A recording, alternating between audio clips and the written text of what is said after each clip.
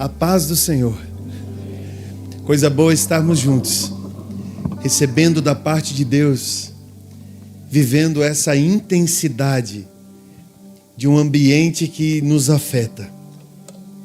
Nós entendemos que todo o encontro com o Senhor promove coisas extraordinárias. E a principal delas é que é inevitável que nesse encontro com Deus deixemos um pouco de nós e levemos um pouco dele conosco. Não há quem interaja com o Senhor e não viva uma experiência sobrenatural de uma troca. Porque quanto mais andamos, quanto mais permanecemos, quanto mais compreendemos a relevância desse ambiente de estar com Ele, mais nós vamos compreendendo sobre a vida, sobre diretivas, direções, movimentos que somos provocados em todo o tempo. E quanto mais recebemos dele, mais clareza vamos ter.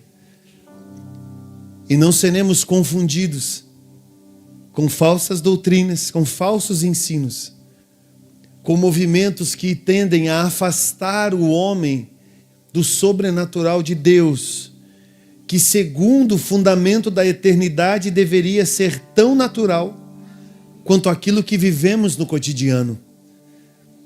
Esses dias fui provocado sobre um aspecto de milagre.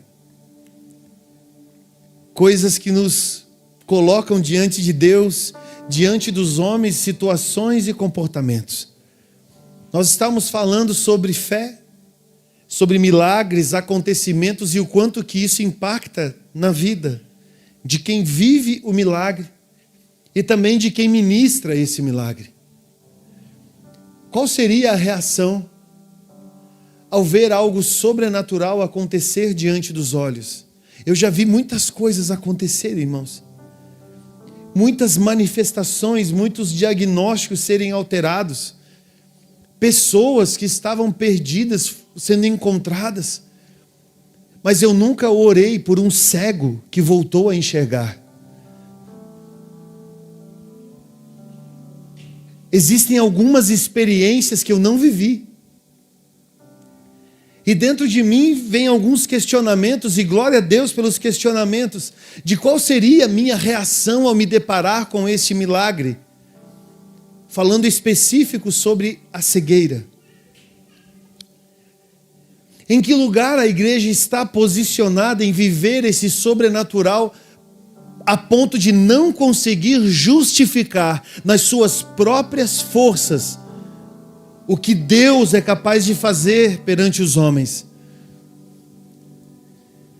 Um dia eu ouvi o meu pastor, o apóstolo Luiz Hermínio, falando sobre o quanto que muitas coisas se fala, se ensina, sem conseguir viver aquele nível de liberação. Mas como, pastor, então não se vive o que se prega? Não, irmão, é muito mais do que isso. É porque a minha vida, eu, Israel, nas minhas expectativas, não posso ser um teto na ação de Deus na sua vida. Então nós temos que liberar muito mais do que a gente mesmo comporta. Porque um ambiente profético, no direcionamento de Deus, faz com que a gente se apresente como fundamento e não como cobertura. Porque se for como cobertura, você bate num determinado nível e volta. Agora, se for como fundamento, você vai olhar para a imensidão das possibilidades e vai encontrar o Senhor. Porque nem mesmo um homem de Deus, uma mulher de Deus se torna teto para aquilo que Deus quer fazer na sua vida. A pedagogia do Senhor Ele é o fundamento e Ele é a imensidão. Ele é a base, Ele é a grandeza de tudo aquilo que nós podemos viver, mergulhados na sua glória. Então, qual é a reação diante de um milagre? Sabe qual é? Eu já sabia. Como, pastor, que a gente reage durante um milagre, vai acontecer algo sobrenatural na minha vida? Eu já sabia que Ele faria. Mas como é que eu devo me portar, pastor? Está tudo tão complicado na minha vida. Você já deveria saber que Ele é capaz de fazer todas as coisas. Não, mas daí quando Ele fizer eu vou me converter, porque daí vai mudar o meu pensamento, o meu ambiente, não sei o que. Você já deveria estar vivendo uma nova vida, porque Ele é o Senhor de todas as situações, de todas as circunstâncias. É o governo do Espírito que delimita a profundidade da ação do Senhor em nós. Então é viver como se já estivesse vivendo lá. É caminhar sob o fundamento de que você já chegou no destino.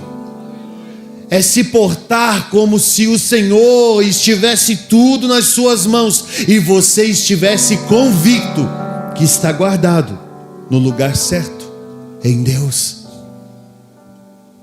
Caminhar na dependência do Senhor a um pensamento humano é fragilidade.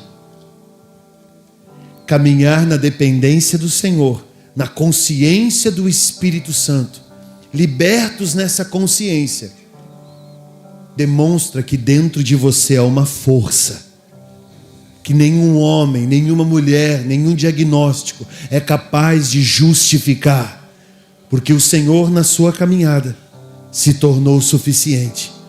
E você está vivendo isso debaixo de uma palavra, debaixo do que o Senhor vem te direcionando. Amém, irmãos? Entrar nessa dimensão é viver uma vida extraordinária, estando disposto até mesmo a ser chamado de louco por pessoas extremamente espirituais. Deus, na sua infinita sabedoria, escolhe os loucos para confundir os sábios. Dá uma olhadinha para quem está do seu lado e dá um joinha para ele e diz: oi. Faz aquela cara de doido assim para quem está do outro lado, diga: oi. Pastor, mas a gente tem que manter a compostura. É assim que você se relaciona com Deus, com compostura, comportamentos, procedimentos. Por que você não consegue simplesmente ser livre? Por que você não consegue simplesmente sair da bolha, sair da caixinha e começar a viver essa liberdade no Espírito Santo? É extraordinário. É melhor do que a gente pode explicar, inclusive. A libertação é uma consciência de vida. A libertação não é só um comportamento, a libertação é uma consciência de vida. Ela não é um evento isolado na sua história. Ela se afirma como uma nova identidade. Repita comigo: nova identidade. É isso que Jesus disse que seria. Um novo nascimento, uma nova vida. Não se trata de um recomeço, mas de uma continuidade, mas a partir de certo ponto é nova vida, é uma nova criatura. Em Cristo a gente deixa de ser marcado pelo jugo das trevas para sermos reconhecidos como filhos da luz. Não é apenas uma mudança de ambiente, mas de essência. E a essência é aquilo que vai até os ossos. Quantos aqui lembram de José do Egito? José foi aquele cara que foi traído pelos irmãos, foi parar numa nova nação, lá foi humilhado, foi perseguido, foi preso, saiu da cadeia, virou governador. Parece que no Brasil tem uma história assim, mas não é bem essa. Vamos continuar. E ele seguiu nesse lugar de governo no Egito, passou a ser provisão para muitas pessoas, e depois de velhinho, todo mundo estava estabelecido lá naquele lugar. Ele chama os novinhos e diz assim: o negócio é o seguinte, velhinho, irmão, quero ficar velhinho, irmão, não tem problema ser velhinho, quero ser um velhinho, gente boa, chapadinho, cheio do Espírito Santo. sem filtro na fala. Coisa boa, irmão, a idade chegar, a gente fica sem filtro. Sai falando tudo. Ele chamou, Marcelo, os novinhos e disse assim, ó, o negócio é o seguinte, vocês estão bem, vocês ganharam uma cidade, vocês estão resolvidos, está tudo certo para vocês. Vai chegar o dia que o Senhor Deus vai tirar vocês daqui do Egito. Vocês vão embora. O negócio é o seguinte, pegue os meus ossos, eu vou junto, eu não vou ficar aqui, eu não sou desse lugar, demore o tempo que demorar, pegue os meus ossos e me leve junto com vocês para a terra que o Senhor disse que daria. Ele era neto de Isaac, filho de Jacó, bisneto de Abraão. Ele sabia que havia promessa. Amém?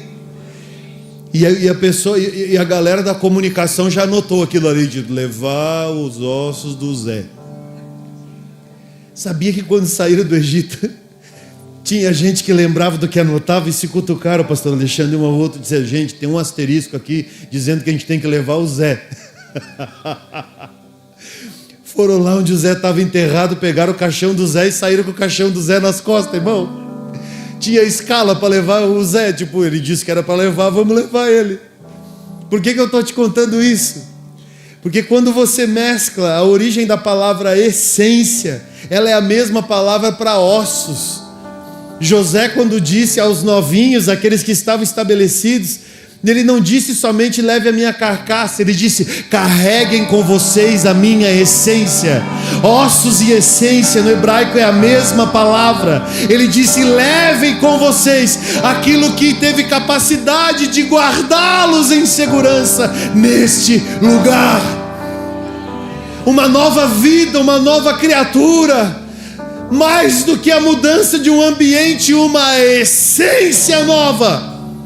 Para que você não se perca, nunca, não remova os marcos antigos, são eles que nos trazem segurança, amém? Colossenses 1,13 diz, Ele nos libertou do império das trevas e nos transportou para o reino do Filho do seu amor. Se havia escuridão, em algum momento isso se converteu em clareza. Sair de um estágio, entrar em outro estágio. Sair de uma circunstância, entrar em outra circunstância. Sair de um perrengue, entrar em outro perrengue. Isso é muito pequeno. Você precisa entender o que é o reino do Filho. Você viu que está escrito em letras maiúsculas? O reino do Filho do seu amor. Quando Paulo aponta isso a Colosso, ele está dizendo, vocês eram de um jeito. A partir daqui vocês serão de outro jeito. Existe mais do que um ambiente, uma chancela que os guarda em uma nova estação. A verdadeira libertação não é a troca de algemas, você não troca uma pela outra, mas é o nascimento de uma nova identidade.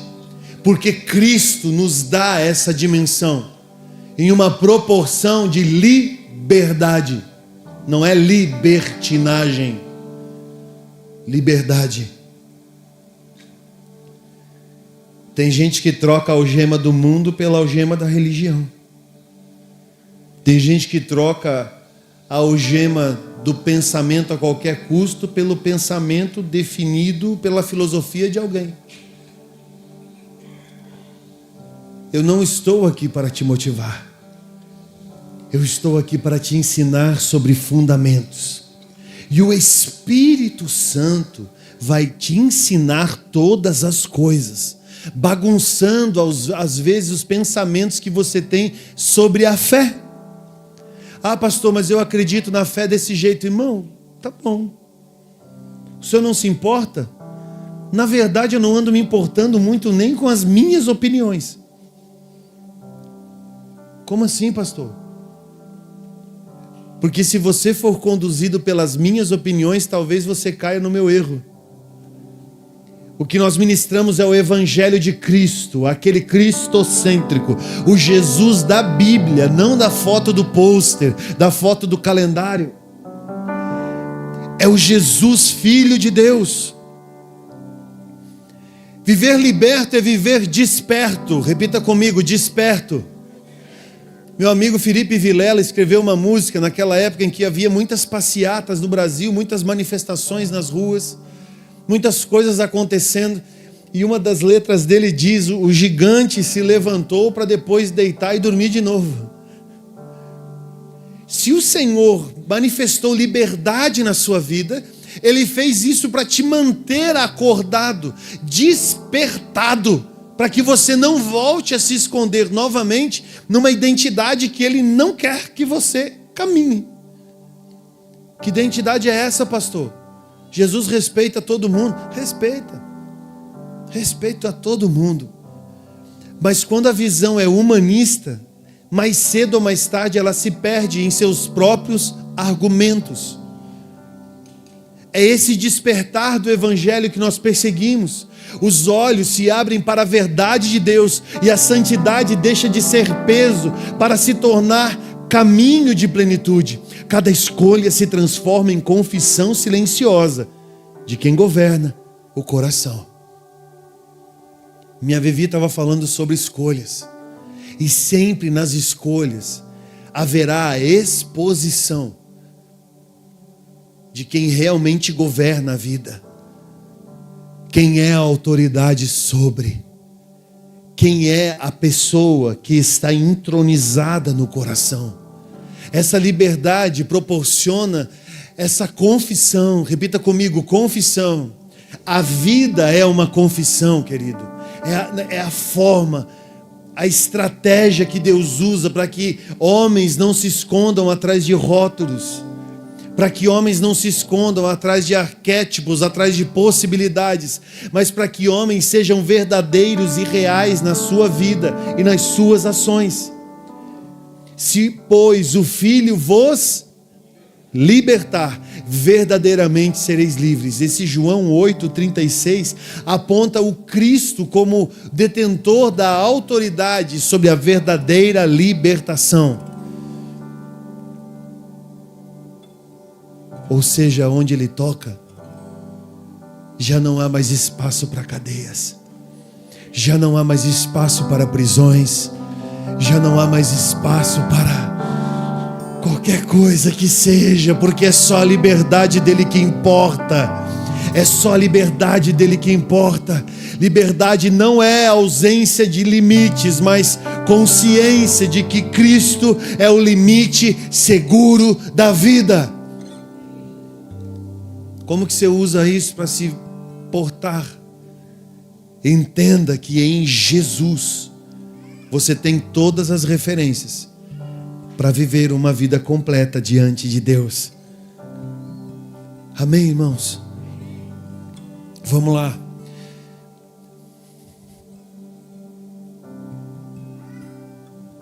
A libertação reorganiza as prioridades. Repita comigo. A libertação reorganiza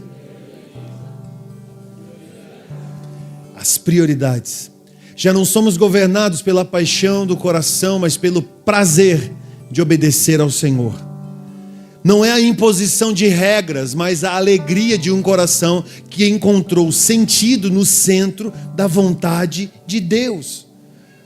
O centro da vontade de Deus, quando você busca o Senhor num culto como esse, vivendo esse movimento, essa atmosfera da qual nós somos expostos, naturalmente você vai encontrar essa vontade que vai nos dar prazer no servir. A frustração no coração de quem faz para homens é o que gera no indivíduo o descrédito da ação. Porque se eu faço para Deus, eu não me frustro com homens, porque eu tenho uma palavra à execução. Se eu faço para homens, eu me frustro com a ação. porque no que eu estou fazendo nunca encontrei Jesus. Entenda, ninguém aqui te usa.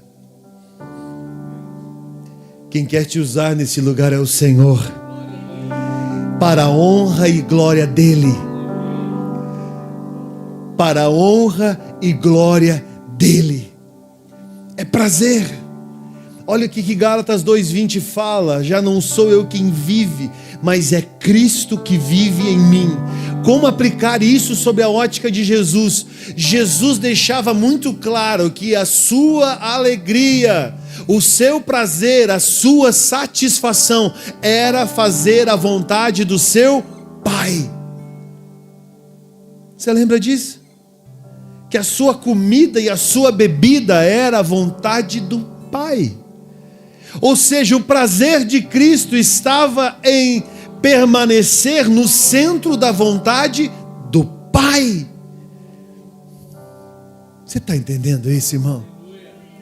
Quando o seu prazer está em permanecer no centro, você entende o porquê que você deve deixar de viver para si mesmo e passar a viver com Cristo prioritariamente dentro de si, porque aí você encontra o centro da vontade de Deus.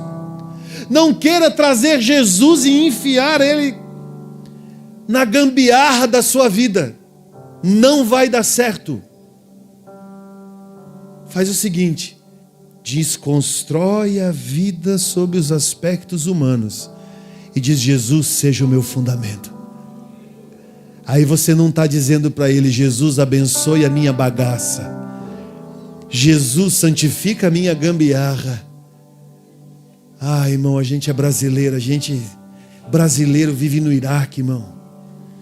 Brasileiro vive no Afeganistão. Brasileiro ia dar um jeito de montar uma fábrica de coxinha lá no meio dos talibã, ia viver lá de boa. Brasileiro dá jeito na vida, irmão.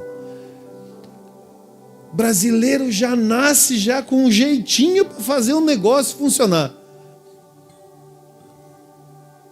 Agora Jesus não nasceu para abençoar o nosso jeitinho. Não, mas daí eu faço desse jeito aqui, eu faço... Não, irmão, não. Pare com isso. Permita o desconstruir da sua vida. Chame o Senhor para dentro da sua casa, para Ele ser o fundamento.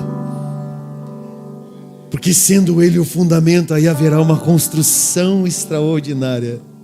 Sem jeitinhos, com planta, com medida, daquele jeito, irmão.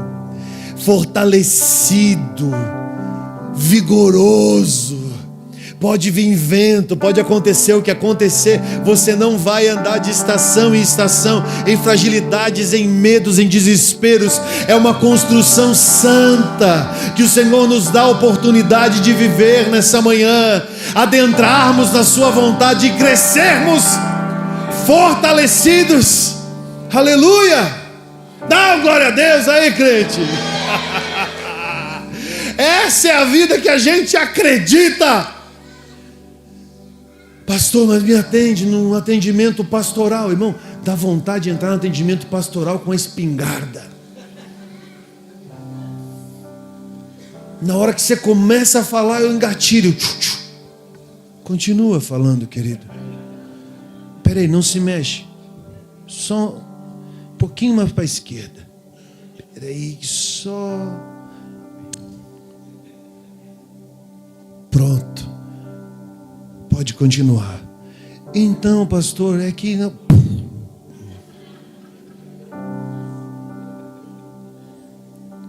Aí o irmão renasce. Morto não se ofende. Morto não reclama. Morto não reivindica. Morto não sente dor. Já não sou mais eu quem vive, mas Cristo é quem vive em mim. Paulo diz: pois morrestes e ressuscitastes. com Cristo. Quer marcar um horáriozinho pastoral comigo? Quer? A agenda está aberta. Ah, mas o pastor não me entende. Eu te entendo, eu quero te matar. Eu estou disfarçado aqui de bonzinho para te matar, miserável. Rebentar com você. Até que quando eu olhe, até que quando seu esposo olhe, até que quando a sua esposa olhe, até que quando os filhos olhem, até que quando o pai e mãe olhem e só enxergue a Cristo, Cristo vivo, nós mortificados, Cristo vivo, nós mortificados, Cristo vivo, nós mortificados, aleluia! Liberta-me de mim, eu quero ser a tua casa. Ei! Se você estiver aqui, eu sei, eu venço o pecado. Então enche-me de ti, até que não haja mais espaço. Pois quando estou em tua presença, o meu viver é transformado. Então liberta-me de mim, eu quero ser a tua casa. Se você estiver aqui, eu sei, eu venço o pecado. Então enche-me de ti, até que não haja mais espaço. Pois quando estou em tua presença, o meu viver é transformado e reina o Espírito sobre a carne. E reina o Espírito sobre a carne. E reina o Espírito sobre a carne.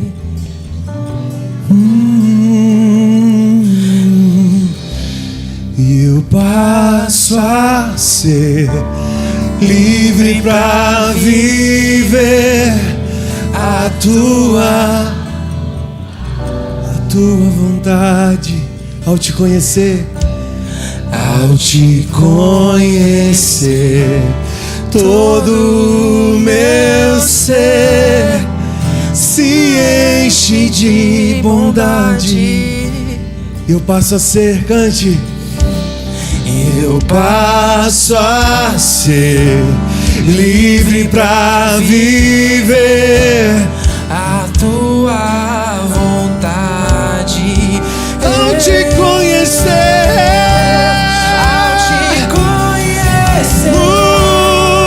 Todo o meu ser se enche de bondade. Eu passo a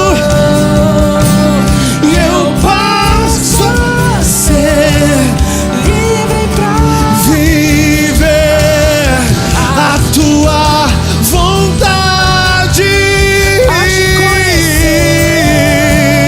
Ao te conhecer, todo o meu ser se enche de bondade. E reina o Espírito sobre a carne. Aleluia, e reina o Espírito sobre a carne. A maior prova da liberdade é quando obedecer deixa de ser dever e se torna prazer. Isso é uma revolução. Se não te falaram sobre isso acerca do Evangelho, eu estou aqui para compartilhar com você. É prazer e não dever. Porque o dever passa por uma obrigação, e o Senhor nos dá liberdade para o adorarmos em espírito e em verdade. São estes os verdadeiros adoradores. São estes os verdadeiros adoradores que o adoram em espírito e em verdade. Aleluia! Aleluia! Aleluia, aleluia. A libertação se torna um estado de ser. Não é apenas o rompimento com as cadeias do passado, mas a consciência de uma nova criação que respira em cada gesto, palavra e relacionamento. 2 Coríntios 5,17 diz: se alguém está em Cristo, é nova.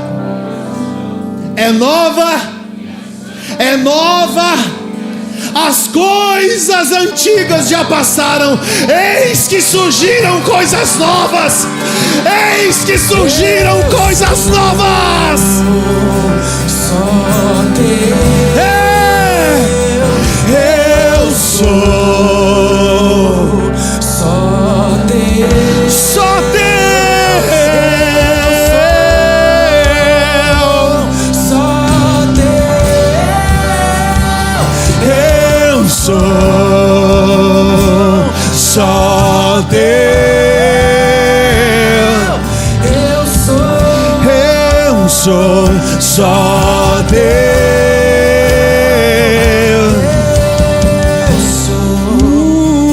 só Deus. Eu sou só Deus. Aqui embaixo é sobre comportamento. Ser livre é não mais visitar o novo, mas habitar nele todos os dias. Não é para você se sentir melhor, é para que o peso dessa glória venha e se torne constante em você, em responsabilidade, amor e verdade. Para que você não se perca em estações, mas caminhe diante do que o Senhor quer fazer. Aleluia. A liberdade precisa ser guardada, é como se fosse algo que você recebeu e você precisa se fazer responsável por isso. O jugo antigo sempre tentará voltar, mas a consciência da nova vida nos mantém firmes. Permanecer é resistir, e resistir é testemunhar que a graça é suficiente. Ser desafiado a voltar a ser quem era parte de vozes muito simples na cabeça. Não vale a pena mesmo, é melhor eu... mas não, é estranho, a fé não dá certo, não combina, tá vendo? A vida é assim mesmo, aconteceu comigo, tá vendo esse negócio? Desse jeito, igreja é assim mesmo, desse negócio. Irmão, isso é fala de quem ainda tem alternativa na vida. Se morremos para nós mesmos, que alternativas temos a partir do momento que conhecemos a Cristo? Jesus mandou seus discípulos embora. Vão embora vocês também. Aqueles homens, numa fração de segundos, ao serem dispensados por Jesus. Não, pastor, Jesus não dispensa ninguém. Dispensa sim. Manda se lascar. E vocês vão embora também. E não foi de um jeitinho carinhoso assim. Igrejinha, discípulozinhos, por favor, vão embora. Vocês estão sendo inconvenientes junto com todo mundo, né? Ele mandou vazar, irmão. Se vocês estão no meio do pacote do negócio, vão embora. Aí sabe o que acontece? Quem se relacionava com Jesus como um discípulo já não via mais alternativa na vida. Uma das falas mais icônicas sobre o relacionamento da dependência de Jesus é: para quem iremos nós? É aqueles homens sem rumo. É como se Jesus se apresentasse diante de mim e dissesse: ô Israel, vaza. Deu para você. Eu acho que eu me jogaria ali mesmo. Não vou. Mas você está todo errado. Eu estou errado. Os meus pensamentos, na forma. Eu não vou. Quero ver carregar esse gordo para longe de Jesus. Se fosse um magrinho, eles levavam fácil. Porque não sirvo para outra coisa. Eu não estou falando do que você faz, eu estou falando de quem você é.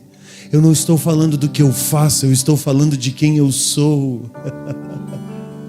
Meu filho nunca ouviu lá em casa da minha boca ou da Viviane que agora a gente não presta mais para crente, agora a gente vai viver outra vida, vida louca, nós vamos viver outra história. Não, meu filho não vive essa insegurança, nem de lugar, nem de espaço. Teus filhos não devem viver essa insegurança, essa instabilidade. Quando o passado vier e tentar dominar os seus pensamentos, por favor, esteja posturado, seja um guardião da liberdade que o Senhor te deu. E diga: eu não vou, Jesus, eu permaneço nessa liberdade, mergulhado nela.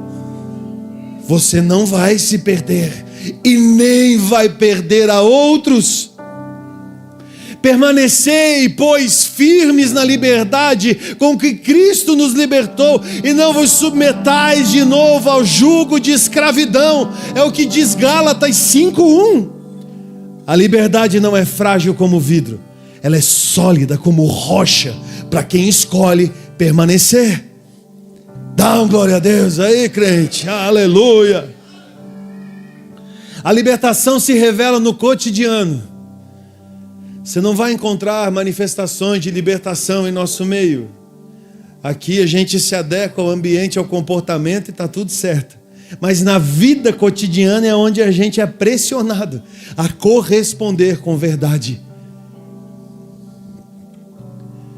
Não é apenas proclamada em lábios, mas vivido nos gestos e atitude. Cada ato se torna testemunho, cada palavra carrega luz, cada passo manifesta Cristo. Olha o que diz Mateus 5,16. Vamos ler juntos? Assim brilhe diante dos homens e glorifiquem ao Pai de vocês que está nos céus.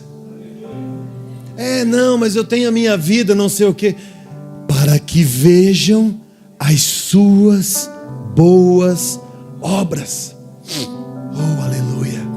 A vida liberta não é medida pelo que se declara, mas pelo que se demonstra. Aleluia. A gente fica olhando para o Senhor com esse ar de cobrança. Faz sobre nós, seja em nós, cumpra em nós, seja a nossa realidade, seja tudo em nós. Às vezes esquecemos do simples, do quanto que nós devemos estar nele e sujeitos a ele. Na sexta-feira a gente foi no mercado comprar umas coisinhas básicas para casa. O Tito escolheu uma gelatininha, ele gosta muito de umas gelatininhas. É uma gelatininha da Fine, olha eu fazendo propaganda agora. Aquele gostinho de bala, sabe? Quando ele chegou em casa, ele tinha vindo no carro, eu falei para ele: filho, escolheu lá? Escolhi, pai, aquela amarelinha, aquela vermelhinha e tal. Ele falou para mim: quando a gente chegar em casa, a gente pode fazer? Se pode. Já temos um esquema lá, né? Toda medidinha, certinha, coloca na forminha, geladeira e tá tudo certo. A gente chegou em casa na sexta-feira, sei lá que horas. No sábado, irmão, Jesus amado, foi em 214 lugares mais ou menos ontem. E cada vez que a gente passava por algum lugar, ele olhava para mim e dizia: ô pai, o senhor disse que a gente ia fazer a gelatina, né? Eu digo, disse. A gente vai conseguir. Não esquece, tá bom? Aí no domingo a gente não fica em casa. É raro. Não tem como. Hoje de manhã ele acordou, foi lá, pegou a forminha da gelatina e colocou a gelatina em cima e passou por ela e fez assim, ó. Nem falou nada. Hoje vai ter que sair gelatina naquela casa, irmão. Ele está me observando. Ele está me vendo. Ele tem 8 anos, mas ele está me observando. Ele está vendo meus gestos, minhas atitudes, minhas prioridades, o valor da minha fala, o valor da minha palavra.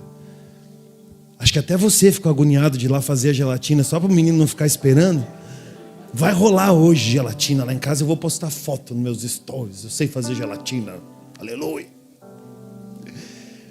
Quando o texto diz para que a nossa luz deve brilhar diante dos homens, está falando que mais do que palavras, atitudes são mensuradas.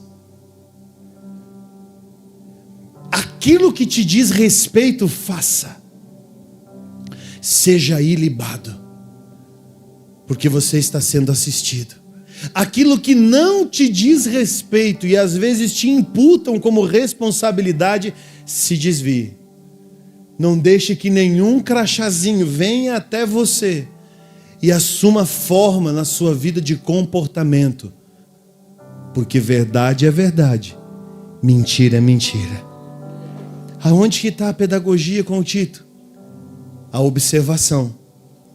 Ele olha e espera o comportamento. Aonde que está o meu comportamento com ele? Filho, ainda não conseguimos. A gente vai conseguir e vai fazer junto.